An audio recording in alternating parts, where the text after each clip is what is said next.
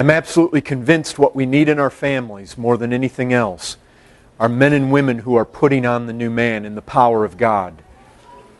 Men that are living by faith. Women that are living lives looking to Christ. Full of the Spirit, full of the power of God, full of joy. I really believe that this is the heart and soul of healthy families. That's why I don't believe, brethren, that I've strayed at all. Last week, as I've been progressing through Ephesians chapter 4, I came to that verse there in 4:30 that has to do with grieving the Spirit. Well, from there, I kind of jumped back into Ephesians 3 simply because one of the main operations of the Spirit is described there. And if we grieve the Spirit, then we quench such operations. So it's key.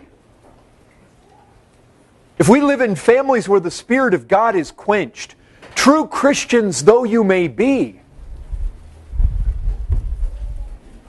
you cannot survive spiritually without the power of God. Jesus said it, without me, you can do nothing. And of course, what He means by that, I mean, as we look at His teaching, when He said that He was leaving, how can we live with Him? Without Him, we can't do anything. How can we live with Him when He's departed? Well, He said, I'm not going to leave you orphans. And what He did was He sent us the Spirit of God to be with us. And He lives with us and in us by way of that Spirit. That Spirit is the channel by which, that Spirit is the person of the Godhead that puts the fire and the energy into the life of the child of God. Now, brethren, I'm not ready to leave it. I mean, what we dealt with last week and not grieving the Spirit, and then I went back to Ephesians chapter 3. I'm not ready to leave there. In fact, I'm probably going to stay there again next week as well. And then after that, Mac Tomlinson's coming in. I don't know if this is going to just be more of a devotional this morning.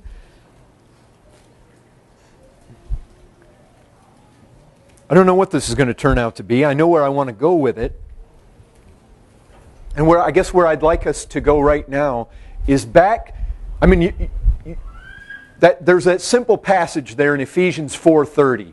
It says, "Do not grieve the Holy Spirit of God, and by which we've been sealed to the day of redemption." Now, brethren, let me just say something about that. Sealed. It's interesting, you find this idea 3 times in the New Testament, twice in Ephesians, that we've been sealed by the Spirit. Well, actually the first time Paul talks about this concept, what's a seal? I mean, before I jump any further, what's a seal? Basically, if you had a document and they would have taken a piece of some melted wax possibly and put it on that document right where it folded over and pressed a ring into it or something. Basically that seal would have been a mark as to who that document was composed by or who it belonged to, whose authority stood behind it. Now here's what the apostle says the first time to the Ephesians back in chapter 1 when he talks to them about the fact that they're sealed. He says that the Spirit of God has sealed them. And then he says this Spirit is the guarantee of our inheritance until we acquire possession of it. Brethren, the idea is this. The Spirit of God has been given to us who have not yet reached glory as a guarantee. And I can tell you this, something is not a guarantee unless you know it's there.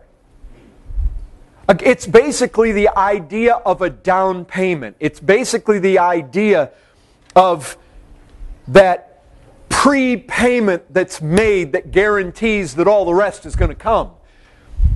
And I can tell you this, that if you were selling something and you demanded a down payment for somebody, if they said, well, yes, I've given it to you, but you can't see it. It's invisible. It's hidden. There's no clear and visible marks to it. Well, that doesn't do any good. What guarantees us, what brings us that assurance in this life, is that the Spirit of God is in our lives. He's within us. He's with us. He empowers us. He does things within us that we see, we feel, we experience. They affect us.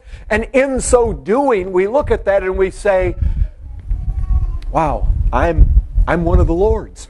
Have you never read right there in Romans chapter 5 that it says that the Spirit of God pours the love of God into our heart? Have you never read there in Romans chapter 8 that it says that that Spirit bears witness with our spirit that we're children of God? That's what happens. We have a witness bearing. We have love being poured in. We have operations. We have the effect. The very heart of God is communicated to us by way of the Spirit. And that's exactly what we were looking at in Ephesians 3 last week. So let's go back there and read that.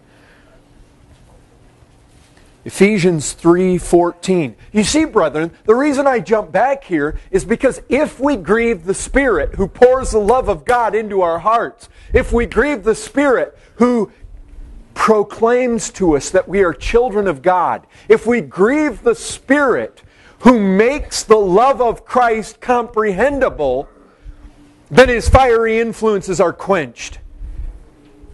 And we don't want to do that. Oh, if there's anything that's key to healthy families, brethren, it's right here.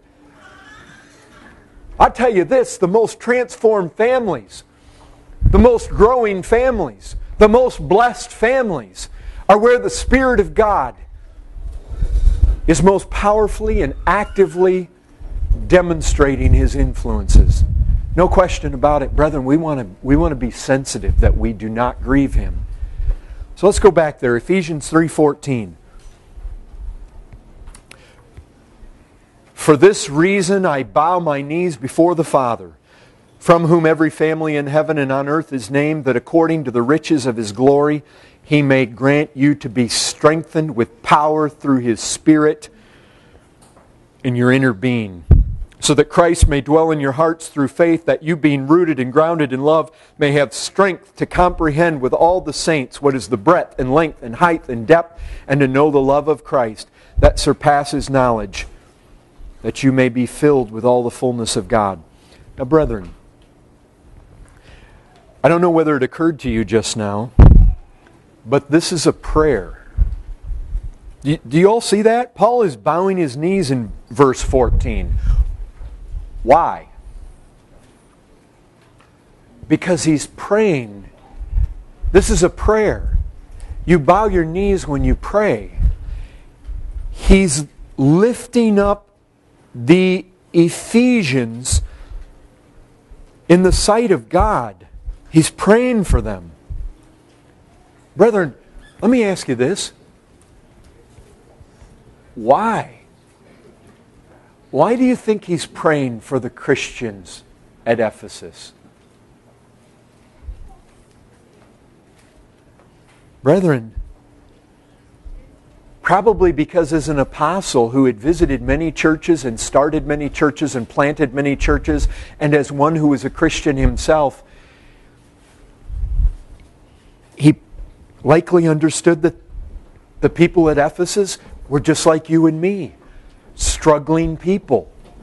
Real people.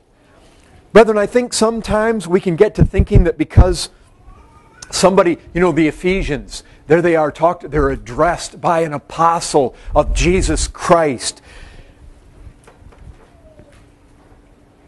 They're called faithful.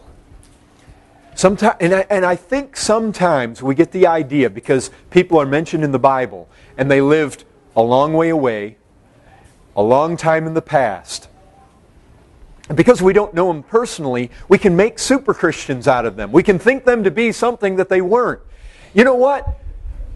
Look, I know reality. Reality in this church. You know what reality in this church is? Men and women get married. They find out that Paul, when he said that he would spare people from difficulties, they get into marriage and they find out, wow, you know what, that was true. We've got difficulties. We have men that are striving to learn how to love their wives. Women who are striving to learn how to submit to their husbands, love their husbands. Men and women that are struggling to figure out how to raise their children, love their children, properly discipline their children. I mean, you haven't had children if you think it's easy to just toe the line with regards to spanking and discipline and basically to set up the boundaries and to keep that perfectly and to no compromise. Brethren, you know what? The ravages of divorce were real in that day. There were families without fathers, families without mothers. There were families where deaths occurred. There were people that were struggling. Look, sometimes, we have problems in our marriages that we feel embarrassed. Sometimes there's sexual issues and there's struggles between husband and wife. Things that a lot of times we're embarrassed. Brethren, I tell you, it was real life back then. The same things that you struggle with, that you get angry over, that you have problems with, making ends meet, getting angry over your wife because she spent too much money. You don't know how you're going to be able to pay the bills and she's out there buying this and that. Men can do the same thing. Brethren, the realities, the things that cause frustration in your life, my life, the greatest hindrances to moving and excelling is in our families. They were real back then, brethren. The people back then were just like us. Paul wrote this letter. Listen, he wrote this letter to the Ephesians. When you and I read it, we find, wow, it helps us. It's really tremendous. It's helpful. You know what? It was to them too. Why? Because they're just like us. They went before. Brethren, the same thing. The reason Paul's words seem so real, so alive, so applicable to us when they were in fact first spoke to the Ephesians is because we're the same. There's nothing new under the sun. But here's the thing. Brethren, think with me. Here we are. We're in prayer meeting. It's not Sunday morning anyways, it's Wednesday evening. We meet here. We get together to pray. One sister, let's just say, a sister says, I'm married to a lost husband. She's here by herself with her children. I'm married to a lost husband. Church, would you please pray for me? I'm really having problems.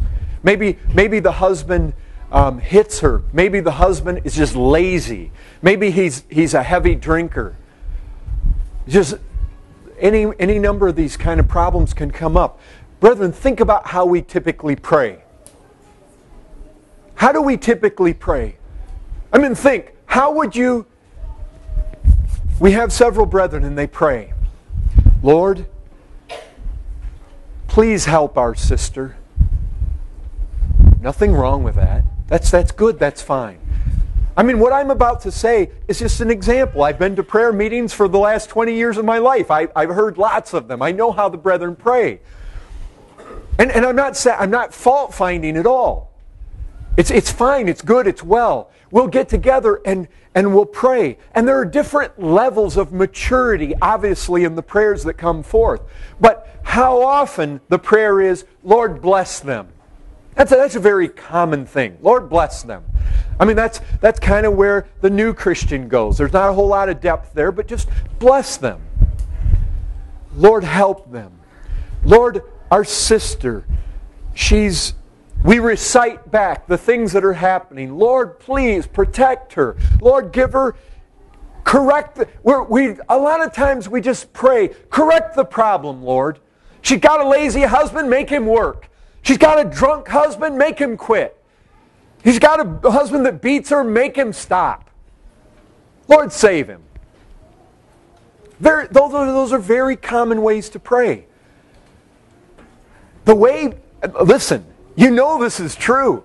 The ways that Paul prays they almost stagger us. It's almost like, what? It's like his words are so profound and so deep, and he's got so many thoughts in there. It's like you almost have to read the thing for 6 weeks to even draw out what he's saying. Brethren, here, listen to this. For this reason I bow my knees before the Father. Okay, so far we're good, right? We kind of get that. From whom every family in heaven and on earth is named. Now, there I stopped getting everything. Every family in heaven and on earth is named. I really have been, it's crossed my mind, I need to look at the original there and really scope that out. There's some concepts there that Paul's hitting on that I think are probably phenomenal. That according to the riches of His glory, He may grant you to be strengthened with power. Strength. Now we hear, just catch that. That's a good thing. We want to be strong. And he's, of course, speaking about spiritual strength. And that spiritual strength comes from power. Right? Power. Energy.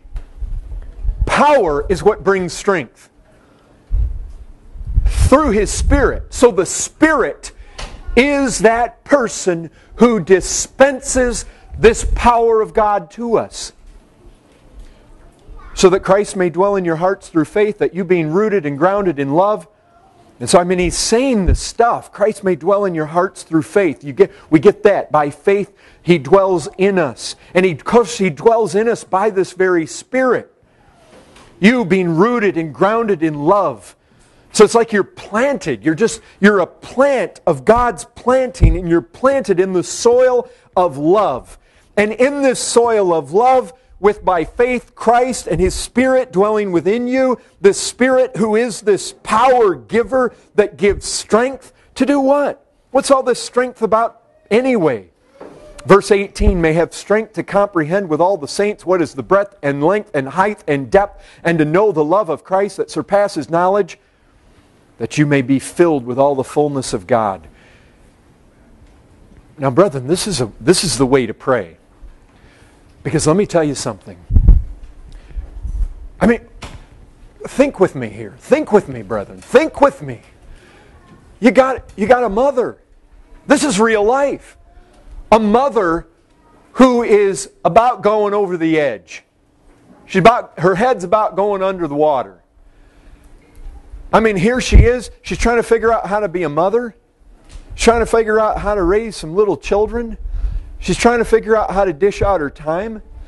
And then her husband comes home. He wants her attention. He wants to talk to her. He wants her to communicate with her. He wants dinner. He wants intimacy. He wants this. She's just staggering all over the place. There she is at home one day, and you come along and pray like this.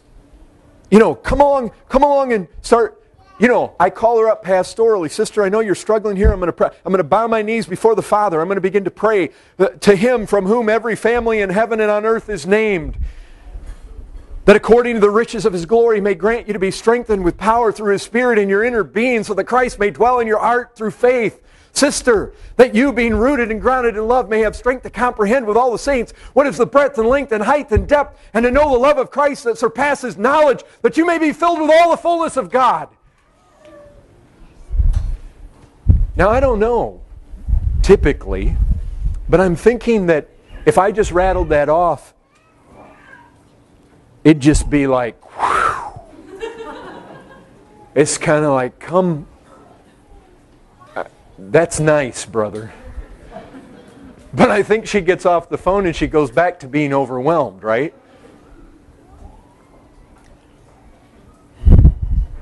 Brethren, we can look at this and we can think, come on, Paul. You're dealing with real people here with real problems. Can't you just pray? God, help the ladies in the church that are struggling with raising children. Can't you just come down off your theological high horse here and just kind of meet us where we live? Brethren,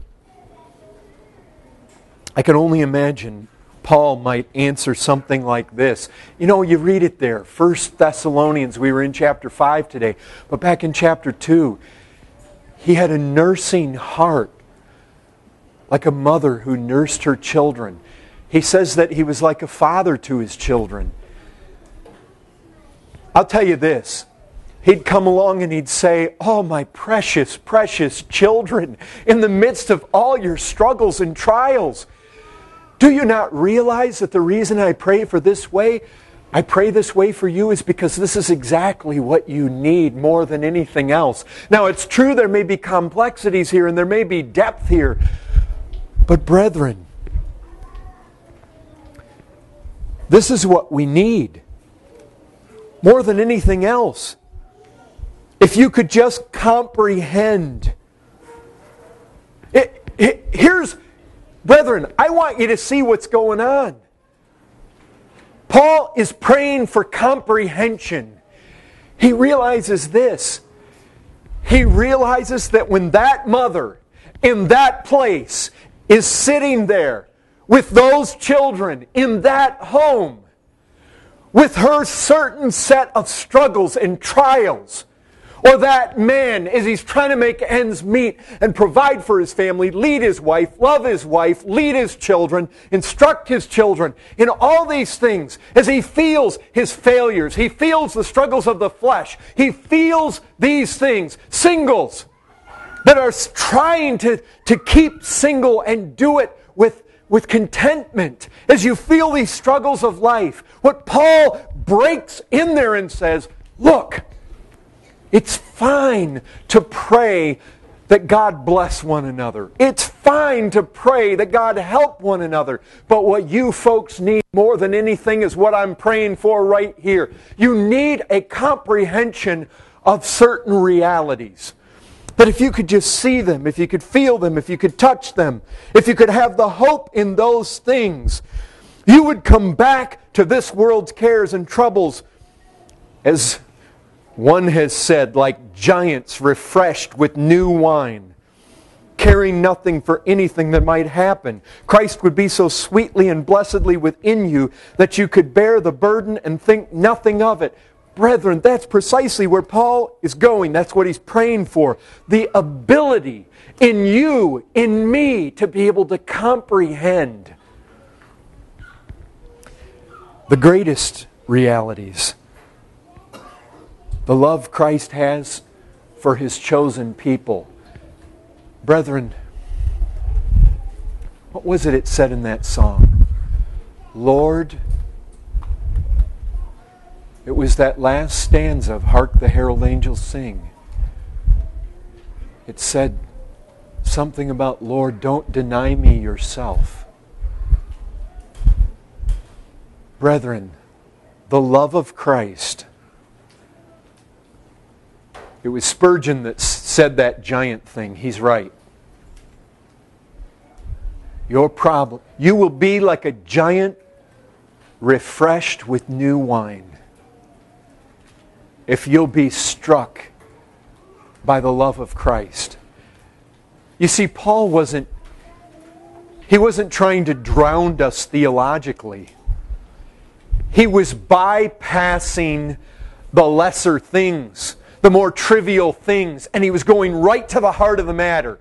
He knows if that sister with the lost husband would realize her true and heavenly husband and the love that he had for her. Oh, brethren, has it ever just swept into you where Christ is like there in John 17, and He's saying, Father, I pray that they may be where I am. I pray that they may see my glory. Brethren, I'll tell you this. Have you ever read where it talks about the love that a man ought to have for his wife, but then Paul pulls back and he shows us the love that Christ has for the church. Brethren, Christ, His whole heart is set on it. You have to understand something. God has chosen to put an infinite love on you. Do you know why Christ went to that cross and bore infinite wrath? He did it out of love. Scripture repeatedly tells us it's love that drove Him to that cross. It's love that, as in the garden, He just trembled under that coming horror. He sorrowed nigh unto death. Why did He keep going? Yes, there was a joy there, brethren. But I'll tell you this, it's the joy. It is that joy to be with His people. It is that joy to have them and be with them. He longs for that. The Christ longs for it. He prayed to His Father for it. He wants you with inexpressible love to be where He is. He, brethren, I'll tell you this, if it wasn't for love, for the purposes of love, and for the sake of love to leave you right here where you have your present struggles, love would bust open right now and He would pull you into His arms and take you to glory. It is only love that keeps you here. Brethren, the love. And Paul is saying, if you could just comprehend that Christ is there and His heart longs for you. He wants you to be where He is. He is your heavenly lover, and He loves you with a love that this world does not know, that your husband and wife relationships don't know. He loves you passionately. He means to make you pure and spotless and bring you to Him, an undefiled, chaste virgin. A virgin, brethren, a virgin, pure. And He will take you to Himself, and He will love on you and pour His love into you forever and forever and forever and forever. Brethren, you'll go to Him a virgin, but you will not stay a virgin, because He will love you in ways that what we have in the human realm, in the physical realm, are only but glimpses. And I'm telling you, brethren, He'd break through right now and come get you, if it wasn't for the fact that love stays His hand. Because it is the very temporary light afflictions that work in you the eternal weight of glory. And it's working. You see, brethren, you suffer now because it's granted you to suffer. Because it's good for you right now. We're following that path where He went. And Paul's coming in and saying, brothers and sisters, I am not trying to lose you theologically. I am simply trying to pray that you would have the best thing, the greatest thing. Brethren, we need to pray this way. When you see that brother, that sister struggling, you pray that God open up to their comprehension and understanding of the love that Christ has for them. Because, brethren, Spurgeon's right. Giants you will be, refreshed with the wine of Christ's own vintage. And you will face those things, and you will be able to march through them and have victory. Brethren, when you're overcome with love, the problems and the struggles and the trials in this world, they don't disappear and go away altogether, but they become small in comparison. Brethren, do you realize it? Do you realize? I went out front this morning of my house, and I've planted various trees there to try to recreate Michigan. Hey, it's don't laugh. It's kind of worked. I have maples that are red and yellow and orange. And I was out there looking at them, and I was admiring the beauty. Brethren, the love of Christ is like a garden where as you walk through, there is beauty, there's roses, and the scents that come, and there's fruits. And let me tell you something, brethren, those that find eternal life, Christ is the way, the truth, and the life.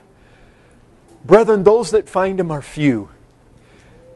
Do you realize, brethren, not just anybody can tread that garden. Only a few. Brethren, only a chosen few can tread there. In that garden there is beauty and there are flowers. It is full of healing and singing and color and wonder. And I'm telling you, folks, if you have license to walk there, oh, brethren, why do you forfeit it? only a very choice few, select few can walk there. How often we purposely do not walk there, brethren, but to walk in the air of that place, in that garden. Only the redeemed of the Lord can walk in that place. Only the redeemed of the Lord, brethren, can go up and smell those roses or pick that fruit. And you have the opportunity. Are you going to be like the man in Pilgrim's Progress where you just rake in the muck, rake in the muck? Here the garden is all about you. We're Christians, brethren. We're Christians. Christ loves us. And even in this world, there is a comprehension. If you don't grieve the Spirit has a power that He endows upon the children of God to cause us to comprehend such vastness, such breadth and length and height and depth, brethren, to stagger us. Even in this life, we don't have to wait for heaven to get all of it. No, brethren, if we've been invited to walk here, why? Why so much of the world? Why so much of just raking, brethren, raking the muck when it's held out there to us? Brethren, I just say in light of all this, don't grieve the Spirit. Brethren, when you grieve the Spirit, the scent wafts away. All of a sudden in your sight, the fruit shrivels. The Spirit is the one that gives the comprehension. Brethren, listen to this. I came across this in my reading, and I really want to finish out this message on this note. A man by the name of Edward Payson. Anybody ever hear that name? Edward Payson. He was a godly man who lived here in the United States during the time just after the American Revolution. Listen, now listen. Listen to him describe how the ungrieved Spirit. The Spirit wasn't grieved in his life. Ungrieved. How that Spirit flooded his comprehensions. He says this, the Son of Righteousness has been gradually drawing nearer and nearer. Brethren, I know we've been talking about revival, and I know that there have been times in history where the Spirit of God has fallen suddenly. But brethren, one of the things I'm encouraging and arguing for here is that you make it a practice to seek to habitually live with the Spirit ungrieved. Habitually living in the beauties of this garden. Oh, revival's great. And when people are smothered by the love of God instantaneously and miraculously and extraordinarily, that's great. But brethren, there are people who walk in these choice places far more than others. They tend to live there. They tend to dwell there. And here's a man, brethren, here's a man that didn't always know it was so. He didn't know the realms into which it was possible. Listen to how he expresses this. I mean, it's like he gets to the end and he's just kicking himself. He's saying, oh, if only I would have realized 20 years ago that this was all real, that it was so. Listen to him. The Son of Righteousness has been gradually drawing nearer and nearer, appearing larger and brighter as he approached. I mean, through his spiritual senses, he feels and senses and sees and hears and smells the approach of Christ. And now Christ fills the whole hemisphere, pouring forth a flood of glory in which I seem to float like an insect in the beams of the sun, exulting yet almost trembling while I gaze on this almost excessive brightness and wondering with unutterable wonder why God should deign to shine upon a sinful world. Listen, he goes on. Christians might avoid much trouble and inconvenience if they would only believe what they profess, that God is able to make them happy without anything else. You know what he's saying, brethren? He's saying, take everything else away.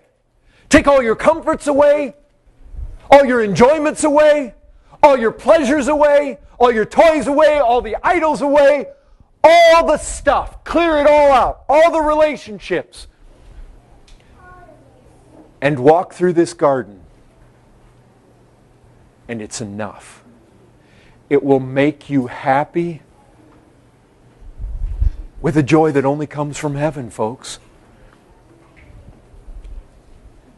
They imagined that if such and such a dear friend were to die, or if such blessings were to be removed, they would be miserable.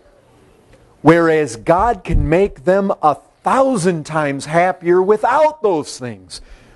To mention my own case, God has been depriving me of one blessing after another.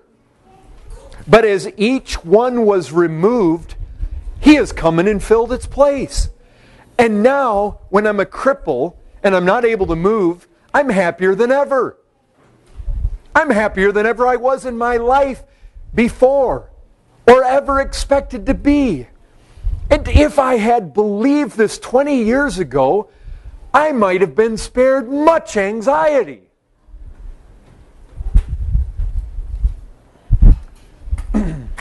So here it is. Listen to this. Here's a test. Excuse me. Put forth by the same man. He gives a very practical way to examine ourselves in order to test where we're at with regards to the love of Christ. And whether we may have grieved the Spirit away from pouring the love of God into our hearts. Now listen to this. Brethren, I know this is true. It caught my attention because I know it. I know it. I've seen it as a Christian. I've felt it in my own life. I've gone through seasons. I've met other Christians. I've read of other Christians. Not just people who have had the Spirit of God fall on them and been filled with the Spirit and had some sensation of the love of Christ that was just momentary or for a short season. Now that's happened, and we certainly don't want to despise that. But I'm talking more here about a way of life. Listen to what Payson says. Suppose professors of religion, those who profess to be Christians, to be ranged in different concentric circles around Christ. So he's imagining Christ in the center.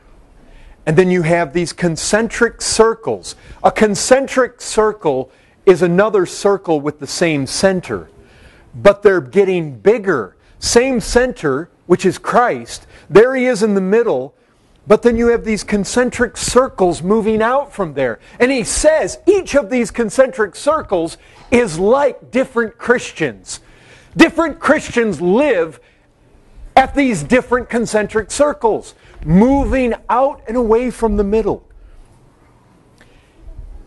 He says, some value the presence of their Savior so highly they cannot bear to be at any remove from Him. Even their work they will bring up and do it in the light of His countenance. And I want you to see what Payson recognized. You don't have to be a pastor or a missionary or in some, certain designated church ministry for this to happen. This is not the case. Remember, brethren, remember that you might have strength to comprehend with all the saints what is the breadth and length and height and depth. It's for all the saints, brethren. It's not just for the pastor. They cannot bear to be at any remove from Christ. Even their work they will bring up and do it in the light of His countenance. Whatever work that is. Whether it's in ministry, whether it's building, construction, a plumber, whether you're... And while engaged in it, will be seen constantly raising their eyes to Him as if fearful of losing one beam of His light. Brethren, here's the truth. Every child of God definitely knows the love of Christ. But not every child of God definitely knows that love to the same degree. Not all of us walk in the same circles. Not all of us live as close to Christ as others do or have. That's just a reality. Brethren, the innermost circle represents those. I can tell you this. When you live in the innermost circles, you are sensitive to Christ's love. Brethren, Christ saved us to love us. He loved us and He saved us, and He saved us to love us. And those that live closest, they are sensitive to His approaches. They are sensitive. That's what characterizes people here. They watch for that love. They watch to respond to that love. Brethren, this is the real test of whether you're maturing as a Christian. It isn't simply whether today you can articulate limited atonement where you couldn't a year ago. Brethren, the real test, the real key to maturing in the Christian life is how close to Christ you're walking. How close to Him you live. How much of His love you're bathed in. And I guarantee this, just that reality of 2 Corinthians 3:18, brethren, the closer you live to the glory, the more you behold His glory, the more you are becoming conformed to that image. Brethren, some just live closer. That's a fact. They live where there's greater apprehensions of Christ's love. And I'll tell you this, children of God that live in this innermost circle, they must be careful.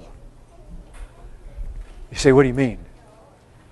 You ever thought about Moses?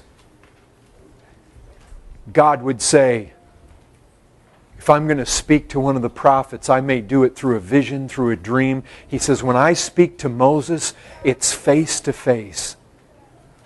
Can I tell you this? Moses struck the rock. How many of us have done some fool thing like that in disobedience to God? Yet the consequences were not so severe. Why? Brethren, I tell you what, when you live in those inner circles, you must walk carefully. It's a place, brethren, Martin Lloyd-Jones says the air here is very pure and very rarefied, and slight changes are immediately felt. Responsiveness to Christ's approaches must set us to a careful watch, brethren. Think about Moses. Those who walk in the innermost concentric circles must develop a holy sensitivity to the advances of Christ. They must be sensitive to sin, sensitive to their conscience, sensitive to any grieving of the Spirit of God. Brethren, do you remember how it was? There in the Song of Solomon, chapter 5, we find that the woman there, she had taken her clothes off. She had removed her garment, it says, and she had washed her feet. And she was there at the bed. And her beloved came to the door. And you get that wonderful intimacy, that language there, that just flows out of the first part of Song of Solomon, chapter 5. But what happened? What happened? He's knocking on the door. Here's the advance. He's come to just immerse her in love. And there was hesitation. You catch that? There was a hesitation. She had the thought go through her head. Wait, I've put my garment off. I've washed my feet. There was the hesitation. Brethren, the people that walk in those innermost concentric circles, by the way, that lady was not at that moment living in the inner circle.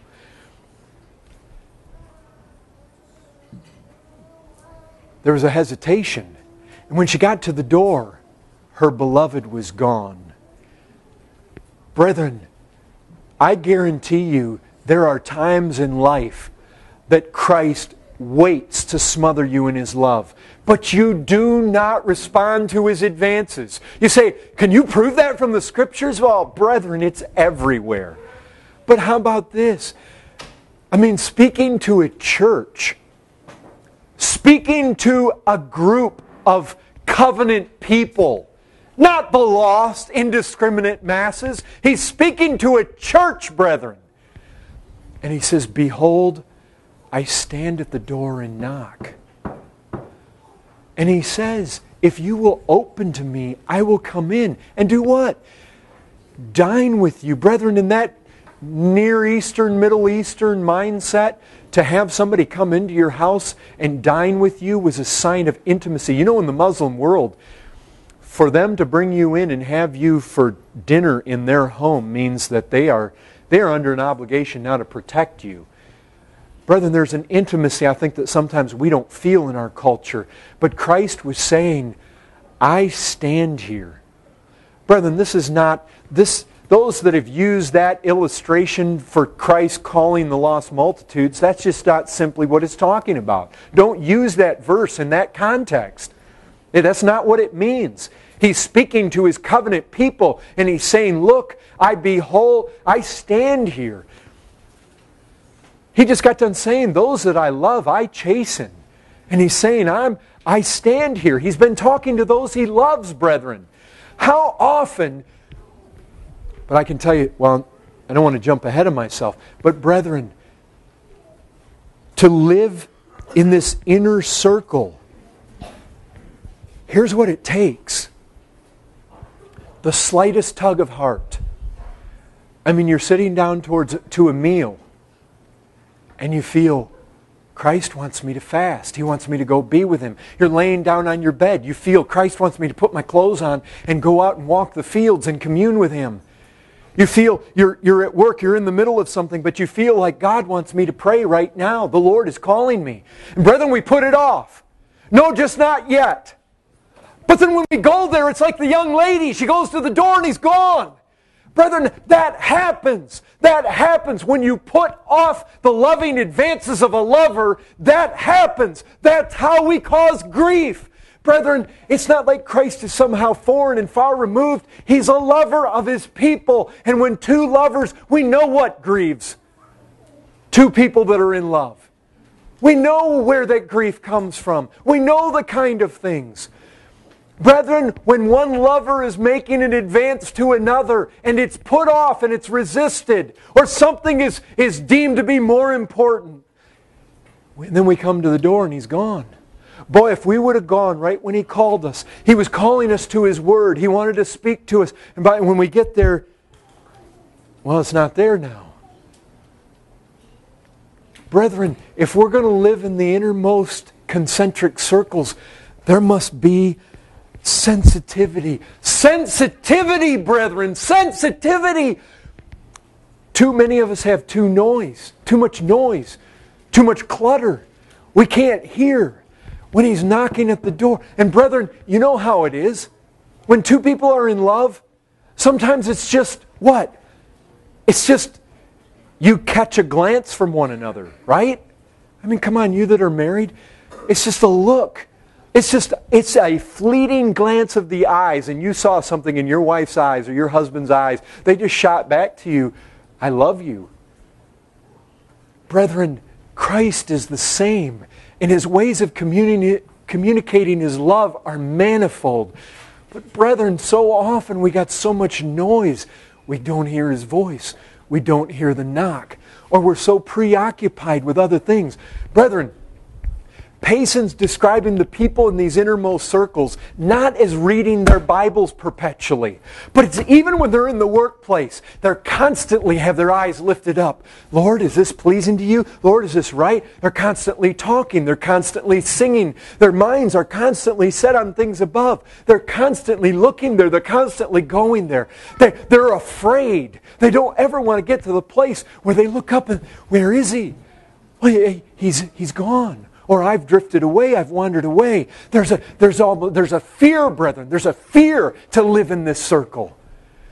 That you don't want to strike the rock. And now I can't go into the land of Canaan. There's a sensitivity here. We need to be careful. Remember Moses, brethren. Remember, the Apostle Paul was one who sought to live in this realm. Do you know there in 1 Corinthians 4:4, he says, I know nothing against myself. Paul was a man who lived with a conscience that was undefiled all the time before God and man. Nothing, brethren, nothing. I'm not saying he lived a perfect life, but I'm saying he kept his conscience clear. He let nothing stand between him and Christ. Nothing. No idol in his life. No sin in his life. Short accounts. He dealt with it right away, right away. People that dwell in this innermost circle of the love of Christ, that bask in that glow more perpetually than all the rest of us. Brethren, they're sensitive. They're sensitive. They don't want to grieve Him. They don't want to grieve His Spirit at all. And this power just floods them. And the more we strive, the more we give ourselves, the more we try to be attentive to His advances and His glances and His voice. Brethren, the more we will find that voice being heard. And we will find that glance coming to our eye. The more, brethren, the more. Christ is not slow to... He is not slow, brethren. We need to be sensitive. Brainerd. You guys know David Brainerd, many of you. He worked among the Indians, 1700s. Brethren, he would confess his pride somewhat hourly, trying to keep sensitive, trying to keep short accounts, trying to keep in the presence. Oh, brethren, as you are more and more responsive to Christ and all His loving approaches, your comprehension of His love will grow. Don't let a frown of grief come across that spirit at all. Keep all the channels open, all of them flowing. It says, that song says, nothing between. Nothing between. All of it out of there. As Jude says, keep yourselves in the love of God. Brethren, that's not about being saved. That's about people, as our missionary in China loves to say, brethren, it's a sensible sense of God's love. That's what it's talking. Keep yourselves in the love of God. That doesn't mean that if once God loves me, I can get away from His love. His love is eternal. His love is everlasting. When He lays His love upon somebody, nobody can pluck them out of His hand. That's not what He's talking about there. The idea is, brethren, there is a place where the love of Christ flows. Get you there. Get there, sit there, find that place. And it takes sensitivity, it takes awareness. I'll tell you this, the lazy aren't going to find that place. Those that aren't committed to this, those that are in love with the world, those that would rather play at Christianity, you're not going to find this place.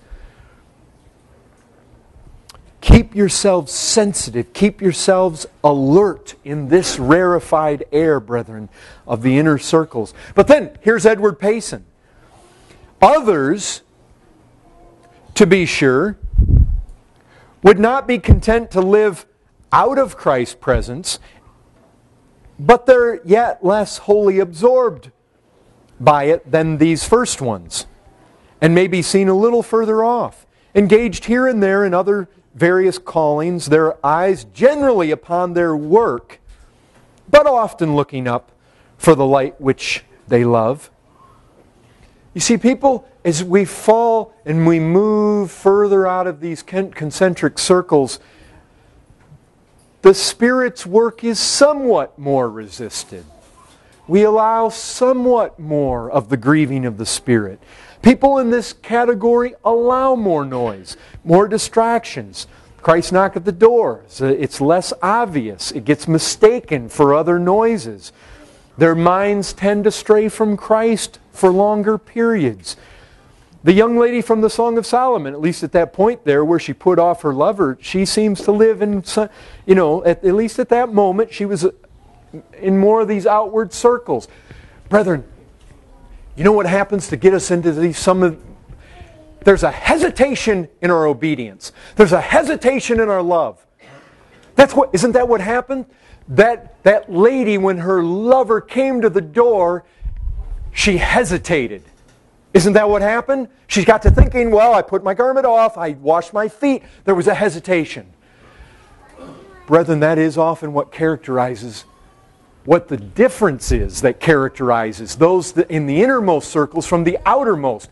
We tend to move more outward from those concentric circles of the love of Christ when there's more hesitation.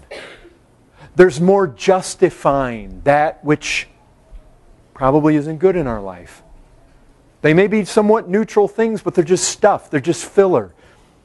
We move more into the realm. You know how it says there in Philippians, we need to approve what is excellent. The ones in the innermost circles, they approve what is most excellent. As you begin to move out, people tolerate stuff that's good at the expense of stuff that's excellent. People in this realm, well, to be sure, they're people that they do love Christ. I mean, people in this camp, the love for Christ is full, it's rich, it's strong. But that recently put off garment, those freshly washed feet, often are the kinds of things that give rise to just such the hesitation that puts them in a class as to where they get to the door and they don't enjoy the overwhelming embraces of Christ. He's gone. Brethren, some of us are too overmuch calculation, overmuch deliberation, overmuch hesitation, hesitations of doubt, distractions by the world. It costs. Brethren, it costs.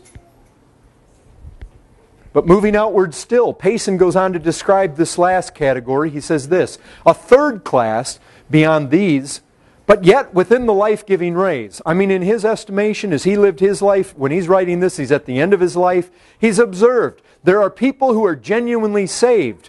They're within the life-giving rays.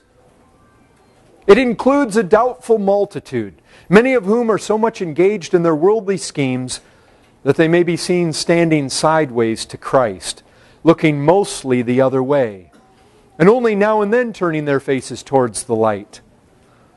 Brethren, you can see the picture, right? Christ is here in the center, and they're in these fading concentric circles, and they're standing sideways. Which means they can turn and glance. The people in the inner circles, they've got their eyes on Christ. They're just afraid lest they take them off. The people, as you move out, they tend to turn. They tend to turn more and more to the side. Until you get into the outer concentric circles of what still remains to be true Christianity. And brethren, a lot of people live there. It's kind of like the picture that Spurgeon paints of the love of Christ being an ocean to swim in. And that most Christians wade ankle deep. Very, very few dive in to find it an ocean to swim in. Brethren, what I want to ask you right now is, let's just bring it home.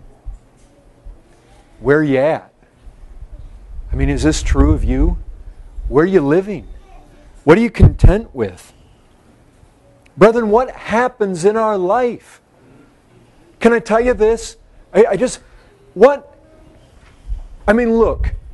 can you be a Christian and grieve the Spirit? Obviously, or Paul wouldn't be telling those Ephesians not to do it.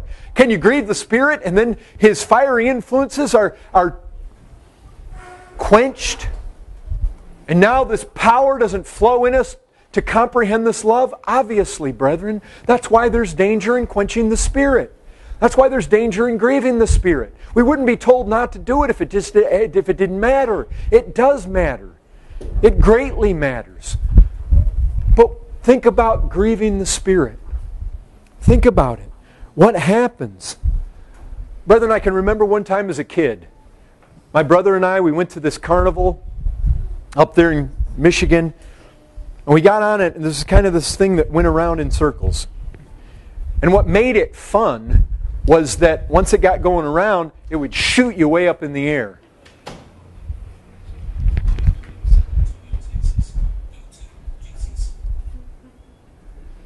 So there we were.